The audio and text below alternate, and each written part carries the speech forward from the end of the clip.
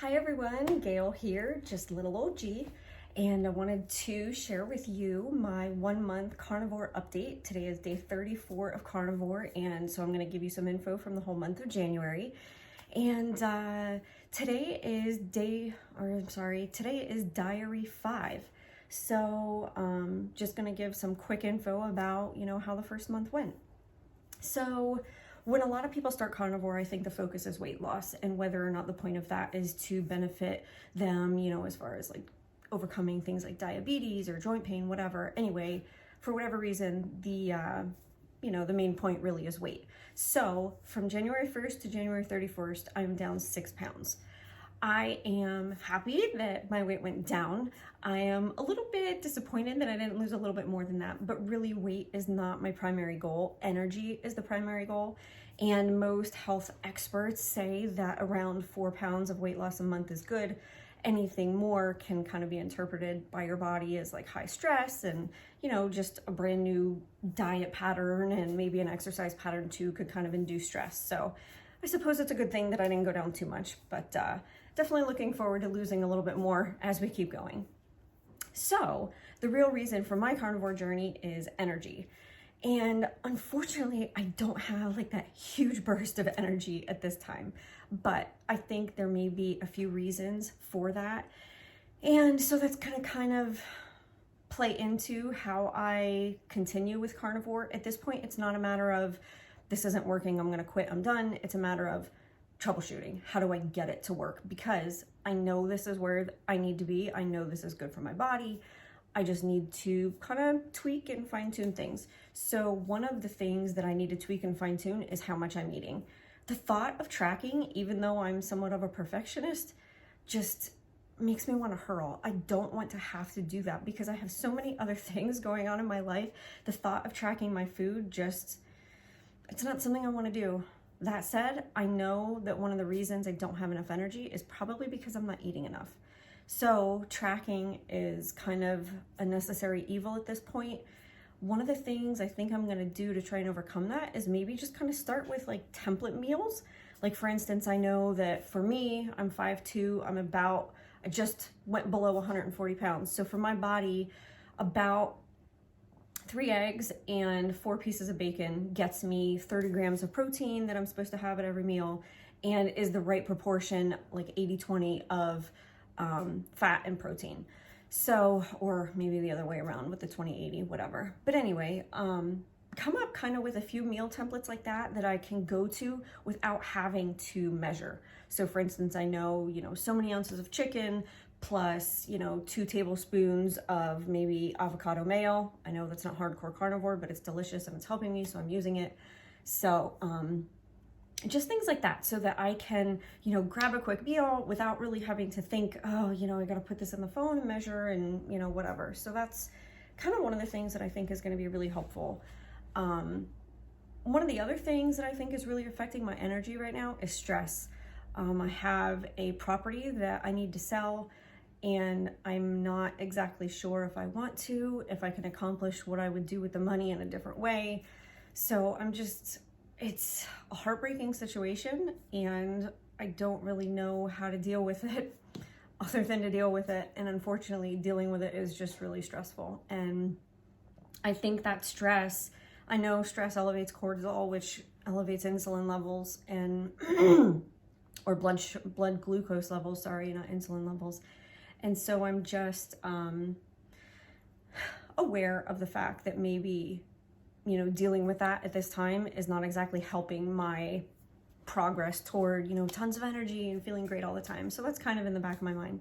So those things said, I wanted to talk about the non-scale victories that I've experienced since the beginning of January. Now, some of these may be a result of me starting carnivore, in last August, but I wasn't really like hardcore. I kind of had a lot of times where I slipped and fell off the wagon.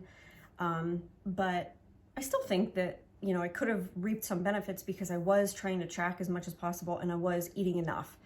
And so some of these benefits may not really come in the first 30 days if you're right now eating a standard American diet and, looking for change over the first month. But regardless, these things have stood out to me on my carnivore journey. So the first is my hair. I, like I said, experienced a lot of stress with the property sale and things like that, and just other, running a small business and blah, blah, blah. Life isn't easy, it's stressful, and I think my hair has really suffered. I have felt at times like my hair has just fallen out in clumps. I feel like I have like bald spots and a really like wide part, and it's devastating to be a woman and feel like you're losing your hair. And so that, it stinks because, hair fall may be associated with stress, but how can you watch yourself losing hair and not be stressed, right?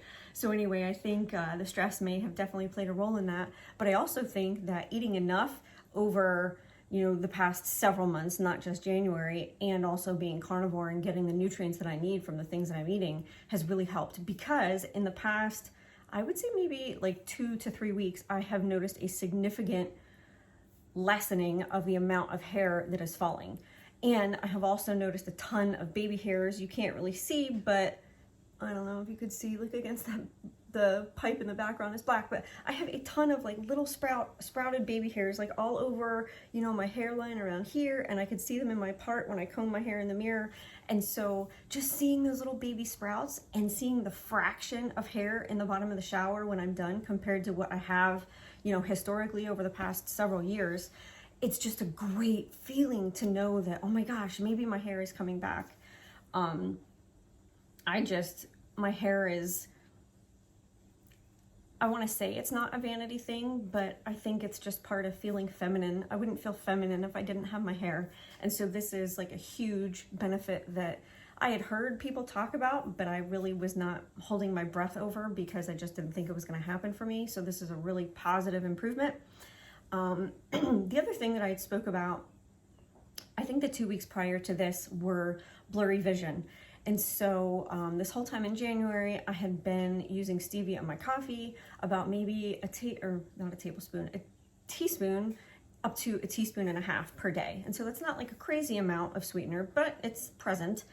And my vision was not improving as much as what I had hoped. So I'd mentioned earlier that, or in other videos, that my vision seems to be greatly impacted when I have too much sugar or too high of a carb load. And so I get a halo effect around lights at nighttime that, let's just say on a 2-lane back road at 25 to 50 yards out, the halo covers the entire road. It's both lanes wide. And so that is a really horrible issue to deal with when driving at night. I mentioned, I think, that I only really drive like Friday and Saturday nights to go get my son at work. And this past Friday, I did not drive, so I don't really have too much to compare it to, and it was only maybe 2 or 3 days that I had stopped sugar at that time. But moving forward, my stevia ran out last week, so I am not restocking it, and I will see what happens with no sweeteners whatsoever and whether or not my eyesight improved. I really expected, because of past experience, that after 2 to 3 weeks without any sugar, my eyesight would be, nice and crisp at night. And that just didn't happen last month, and I was kind of concerned as to why. But like I said, maybe the stevia was the culprit, and so over the next few weeks, we'll see. That said, I did notice a little bit of a difference just in the past few days since stopping sugar. Like I said, the nighttime halos around the lights are really like the telltale for me. But even during the day, I just kind of seem to notice a little bit of a change, to the point where I'm wondering, okay, maybe things are doing better. So we'll see how that goes. Definitely a benefit, because I know it's coming even though I haven't experienced the whole thing yet. Another thing is, I have been working out with my 2 sons. We do a rotation of 4 bodyweight exercises: push-ups, pull-ups, planks, and squats. And we do them twice a week. We do 3 sets. And so I have noticed significant gains in my strength. So for instance, plank is getting much easier. Plank, for whatever reason, seems to be the exercise that is improving the quickest. And we started, I think, only at like 10 seconds of plank, and we're up to almost 30 seconds of plank, and it is comfortable to the point where, it's work, my body's shaking, but it's getting better every time. It's getting easier, even for one of my sons who really, wasn't against working out, but wasn't really asking for it, for him to say, Ma, plank is getting way easier. And he's asking, we should up our time. It's too simple, it's too easy. So that's a really good thing. Same thing with the pull-ups. I can't even come close to doing an actual pull-up on my own, but what I do is I either pull up, jump, pull up as high as I can, and then like slowly go down as slow as I can, or start at the very bottom with my arms straight and pull myself up as far as I can. Either one of those, I make more progress. Either I hold myself up longer and come down slower, or when I start at the bottom and go up, I go up further than what I did the time prior. And the gain from one workout session to the next is really noticeable, to the point where I'm like super excited about it. I think obviously something like the pull-ups will get easier as I get stronger and over time lose a little bit of weight. So I'm really excited about that. And we're only doing enough reps to the point where it's slightly past comfort. So I wanted to just start the habit of working out twice a week rather than, pushing myself and doing something crazy right off the bat and not carrying through with it. I almost wanted to start it and have it be easy to just develop the habit. So that's kind of where we are, but it's working out really well. So I'm very happy about that. One of the other benefits that I'm noticing is joint pain. I am not somebody who would have ever said that I suffered from arthritis or any kind of joint pain, but a few weeks ago, or a few days ago, maybe a week ago, my husband and I were driving somewhere, and just like my eyesight, one of the things that I use to gauge how inflamed or bloated or, bad off I am because of sugar is my wedding bands. So they will be super tight when I'm inflamed. My fingers are bloated, just like my face and my belly and the rest of my body. And so I know when my sugar is high that, or I know when my rings are tight that, maybe I need to lay off the sugar. And likewise, when my rings are really, really loose, it's usually indicative of, hey, I feel really good. I have energy. I'm not bloated. Things are going well. And so I just have to look down at my rings in the truck the one day and notice, like, man, they're kind of loose. And at the same time, I was just kind of like moving my hands like this and noticed, wow, there's no pain. And it's really funny because, like I said, I would not describe myself as someone who experienced joint pain, but obviously noticing that there was no pain meant that at some point there was, and that I was noticing it, even though maybe it wasn't something that, came to my attention very often.